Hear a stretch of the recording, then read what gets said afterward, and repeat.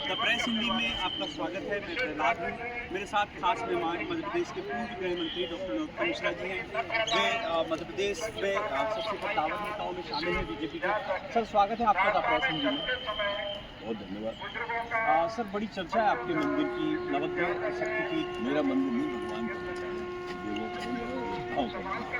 राजनीति से निकलकर एक भक्ति के मार्ग पर कैसे आना हुआ? राजनीति से निकला नहीं जी, मैं राजनीति में ये भक्ति मार्ग सनातन का मार्ग है और मेरे परिवारजन स्वजनों की इच्छा थी इसका निर्माण कार्य।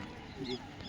आप लगातार मेहनत करते हैं, किसी भी राज्य में आपको मौका मिले, चाहे बिहार की बात करूँ, पहले बंगाल भी गए, वहाँ पर आप लगातार पार्टी के लिए जीत की कोशिशें करते हैं। 2023 में क्या कमी रह गई कि आप दतिया नहीं जीत पाते? अति आत्मविश्वास था, लंबे समय से जीत रहा था। अति आत्मविश्वास घातक होता है और मेरे आत्मविश्वास को हो सकता है किसी ने अन्यथा लिया हो। मैं अपनी गलती मानता हूँ, किसी की गलती नहीं मानता, और अपनी गलती मानूंगा तो मैं अपने अंदर सुधार करूँगा और सुधार करके संभावनाएं तलाशूंगा। मेरा एक और सवाल है कि जैसे हम देखें, अगर आप चुनाव जीतते तो ऐसे भी चर्चाएं थी कि आप मध्य प्रदेश के सीएम होते। क्या आपने कभी माना था कि मैं सीएम की रेस में हूँ या मैं सीएम बनूंगा? तो मैंने कभी ऐसा नहीं माना और चर्चाएं हैं, ये काल्पनिक प्रश्न है।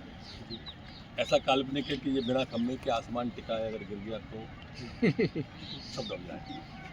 ये काल्पनिक है, तो संभावनाओं पर मत प्रश्न बनता है ना जवाब। आपके मैं विधानसभा क्षेत्र में जाता हूँ, मैंने आपके जिन्होंने आपको पराजित किया, राजन भारती, उनसे जब चर्चा करता हूँ तो वो ऐसा कहते हैं कि आप सीएम की रेस में थे और आप हार गए तो प्रतिशोध ले रहे हैं दतिया से भी प्रतिशोध लिया हो तो बताया होगा उन्होंने आपको।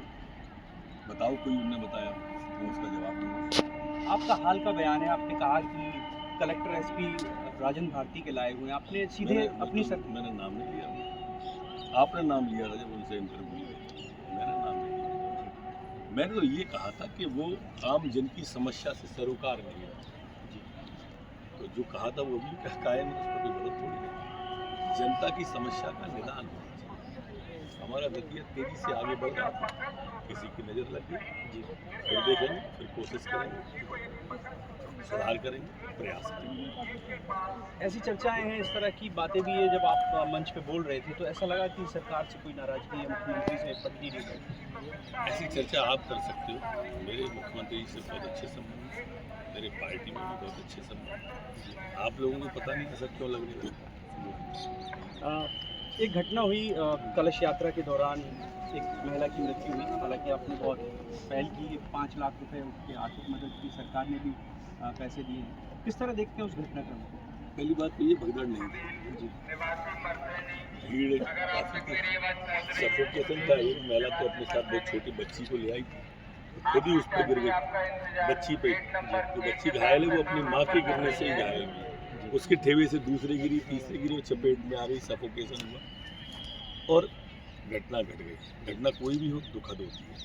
सवाल आर्थिक मदद का नहीं है, वो एक छोटी मदद है। वो तो उनके परिवारजनों ने कहा तो ट्रस्ट की ओर से हाल की 5 लाख मैंने नगद दे दिए, 4 लाख मुख्यमंत्री, घायलों को 1-1 लाख की मुख्यमंत्री जी से प्रार्थना की थी, उन्होंने स्वीकार कर लिया। उन्होंने कहा था कि किसी को ट्रस्ट में नौकरी नहीं मिल जाए, मैंने उसकी भी खबर। ये एक अलग विषय है, पर कोई भी मृत्यु हो, किसी की भी हो, दुखद तो होती है। दुख है आपको इस घटना पर। मैं जाता हूँ तो विरोधी ऐसा कहते हैं कि जहाँ पर हम खड़े हैं, जहाँ ये मंदिर बना है, वो ज़मीन कैसे आपको मिली? वो उनका कहना है कि आपने सरकारी ज़मीन खरीदी की।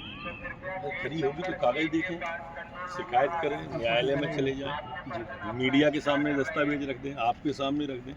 मुंह चलाने से कुछ नहीं होता है ना यार मेरे भाई। कोई तथ्य रखना चाहिए, कहना चाहिए। न्यायालय है, मीडिया है, EOW है, कहीं भी कर सकते हो शिकायत। शुगर मिली है, सभी जगह बेची है। सामने KP सिंह जी ने खरीदी है, यहाँ कांग्रेस के बहुत नेताओं ने इसके सड़क के उस तरफ खरीदी है, हमने इस तरफ खरीदी है। वो प्लॉट काट रहे हैं, हम मंदिर बना रहे हैं, कितना सा अंतर है। कितना आनंद की अनुभूति होती है जब आप संतों के बीच जाते हैं। जैसे मैं देख रहा हूँ कि तमाम सारे जो संत हैं, दिग्गज संत हैं, वो आपके साथ आ रहे हैं, मंच पे आ रहे हैं। मेरे साथ नहीं आ रहे हैं भाई, वो कथा करने के लिए आ रहे हैं, वो मंदिर में आ रहे हैं, देव दर्शन को आ रहे हैं। बार बार ये मेरा मंदिर नहीं है, ये देवताओं का मंदिर है और ये जागृत देव है। मंदिर व्यक्ति का नहीं हो सकता है, देवता का होता है। मंदिर भगवान का होता है, मंदिर ईश्वर का होता है। तो ये देवताओं का है, भगवान का नहीं है, ईश्वर का नहीं है। ये देवताओं का मंदिर है। वो देव जो जागृत हैं, जो आँख से दिखते हैं, जैसे सूर्य देव आँख से दिखते हैं। बाकी ईश्वर और भगवान आँख से नहीं दिखते। जैसे चंद्रदेव हैं, आँख से दिखते हैं। इनकी क्रिया, इनकी प्रतिक्रिया, इनकी एक्टिविटीज आँख से दिखती है। शनि का प्रकोप भी दिखता है, राहु का भी दिखता है। तो जिसकी जो कामना हो या जिसको जो समस्या हो, समाधान के लिए आएगा यहाँ। समस्या के समाधान का मैं काफ़ी स्वभावतन सनातन धर्मी हूँ, तो मैं पूरे भारत का भ्रमण करता हूँ, मंदिरों में जाता हूँ। व्यक्ति की समस्या के निदान का जागृत अवस्था में कोई केंद्र नहीं था, इसलिए मन में आया कि देव जागृत है और पत्नियों के साथ नहीं है कहीं। क्योंकि आपने देखा होगा, कोई भी पूजा हो, अगर उसमें पत्नी साथ नहीं होती है तो हम पूर्ति नहीं मानते, अधिष्ठान नहीं मानते उसको। हम क्रिया उस तंत्र की पूरी नहीं मानते हैं जब तक हमारी पत्नी, हमारी अर्धांगिनी हमारे पास न हो। इसलिए देवताओं को उनकी पत्नियों के साथ बिठाना और उनके आदिदेव यहाँ पर है। पूजनीय मूर्तियाँ अलग हैं, दर्शनीय मूर्तियाँ अलग हैं, आदिदेव अलग है। एक एक मूर्ति 15-15 कुंटल की है, अष्टधातु की है। एक भी बुर्ज की परछाई दूसरे बुर्ज पे, शिखर की परछाई दूसरे शिखर पे नहीं पड़ती। एक भी देव की आँख दूसरे देव से नहीं मिलती। 108 कुल खम्भे हैं जिसके ऊपर ये टिका हुआ है। हमारे 9 मंजिल की यज्ञशाला है, 9 कुंडी यज्ञ है, इसकी 9 परिक्रमा होती है। 9 ही एकमात्र ऐसा अंक है जिसका योग 9 ही आता है। पूरा आप पहाड़ा पढ़ दो, 9 एकम 9, योग आया 9, 9 दूनी 18, 8 और 1 9, 9 तिया 27, 7 और 2 9, 9 चौक 36, 6 और 3 9। ये सिर्फ 9 ही है, 9 का ही अंक है जिसका योग 9 आना है। और इसलिए उन नवग्रह के लिए सीधे बैठे आप कहीं से भी कर देना, योग 9 ही आने वाला है। बहुत धन्यवाद। मेरा एक आखिरी सवाल है कि अब इलेक्शन है, पश्चिम बंगाल की मैं बात करूँ या उत्तर प्रदेश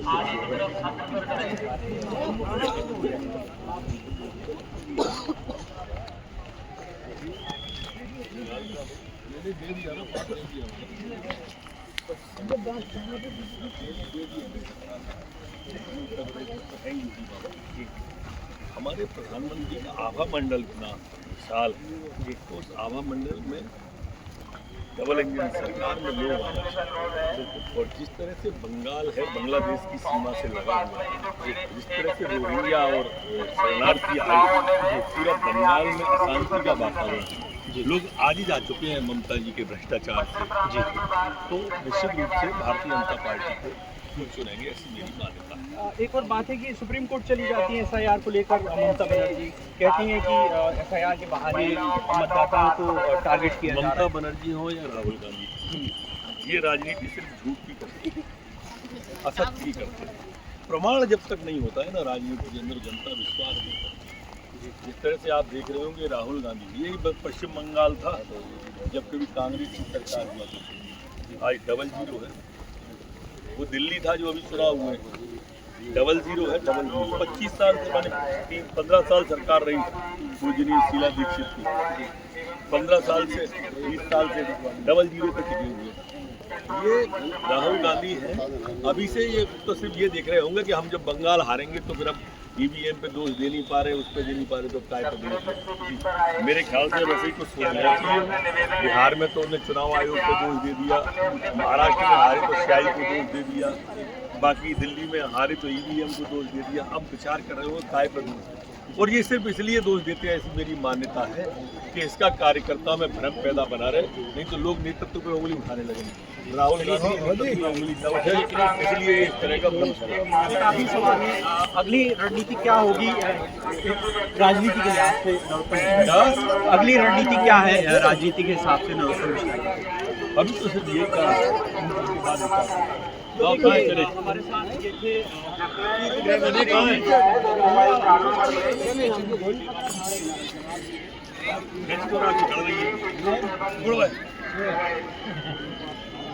जिस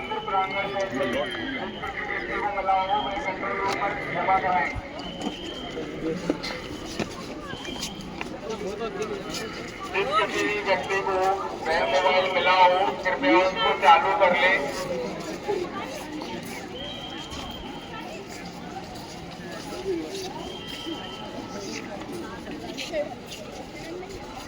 ये है गाइस नवग्रह मंदिर, जो कि आपको पहले भी दिखा दिया है।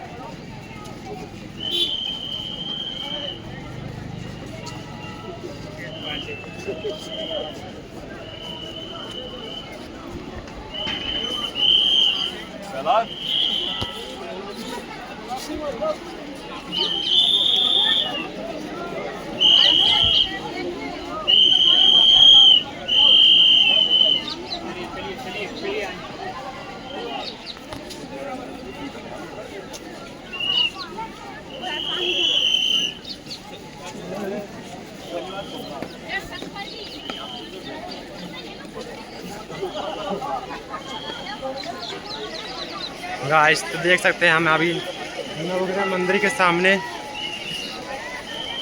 और यहाँ पर पीछे दादाजी आ रहे हैं, दादा नरोत्तम मिश्रा जी। श्रद्धालुओं से विशेष निवेदन है, अपने कीमती